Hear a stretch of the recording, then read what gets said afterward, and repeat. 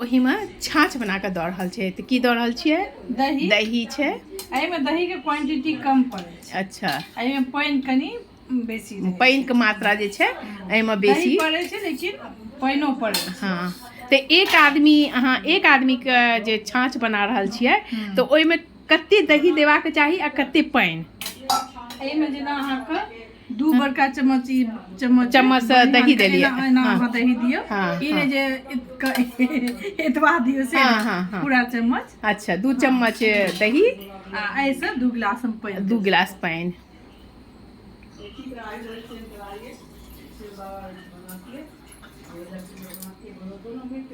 गिलास तऽ देखियौ ई गिलास से 2 गिलास पानि दऽ रहलखिन हँ।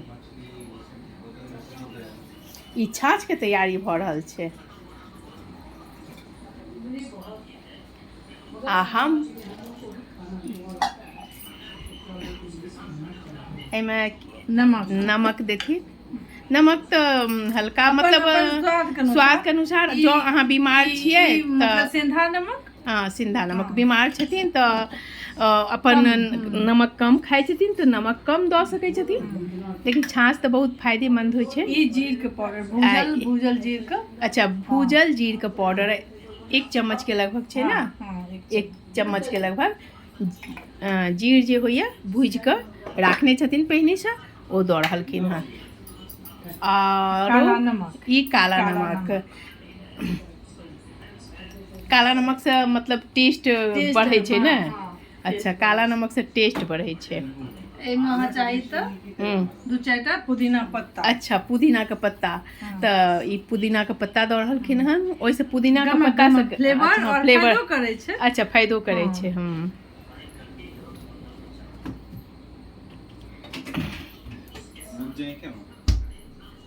अहूमे ठंडा गर्मी है तऽ आइस क्यूब। अच्छा, आइस क्यूब दऽ रहल छियै।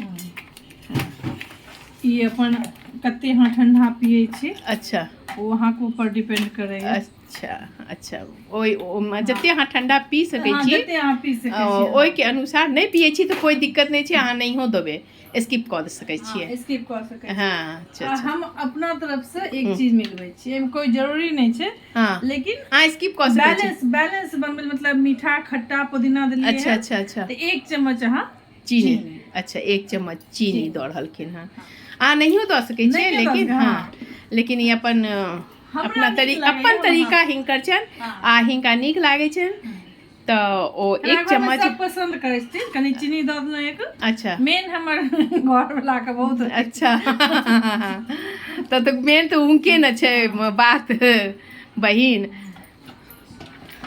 घर वाला खुश तऽ सब खुश।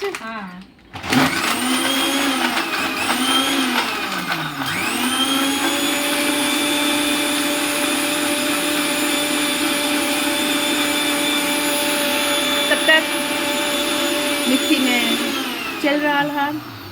आ देखियो अहाँ सबके केहन लस्सी मतलब लागल है, बताएब कमेंट कऽ कऽ। तऽ चलू देखू लस्सी भऽ रहल छै, लस्सी के तैयारी। जखन पूरा परिवार जुटै छियै तऽ पूरा परिवार जुटलाके बाद जे छै एक अलग माहौल बनि जाइ छै, सुन्दर माहौल बनि जाइ छै। तऽ आब लस्सी के तैयारी देखियो। ई छाछ के तैयारी। लस्सी तो सब पी लेलक है, अब छाछ कोई बात नहीं छै। छाछक तैयारी भऽ रहलै है। पातर होइ छै, देखै छी पातर छै। हाँ।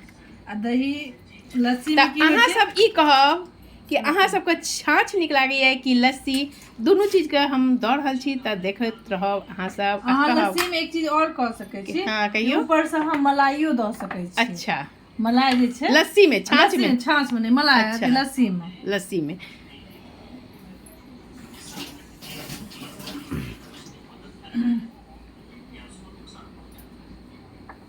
अब ई सब जे छै हम तीनों बहिन मिलकर पियो। अच्छा, ई हम तीनों बहिन मिलकर पीबै। आ चलू तब हम बताबै छी कि छाछ जे छै केहन बनल हन। पहले देखियो, पैघ बहिन छै, बहुत मोन खराब रही छै हिनकर। तऽ ई छाछ कहियो तऽ छाछ के पीबियो और कहियो बतैयो कि केहन बनेलथि हन, की कमी छै, सुंदर है। किछु कमी लागैए एहिमे? नहीं, एको मिसिया कमी नहीं। अहाँ सब जेहन सुंदर चीज देने छाछो सुंदर। अरे वाह वाह, की कमाल के बात छै। लिया। हाँ ठीक छै, हमहूँ लऽ रहल छी आ हम पी के देखै छी कि किछु कमी तऽ नहीं है। नहीं, बहुत मजेदार, बहुत सुंदर टेस्ट छै, बुझलिए, बहुत सुंदर टेस्ट अछि।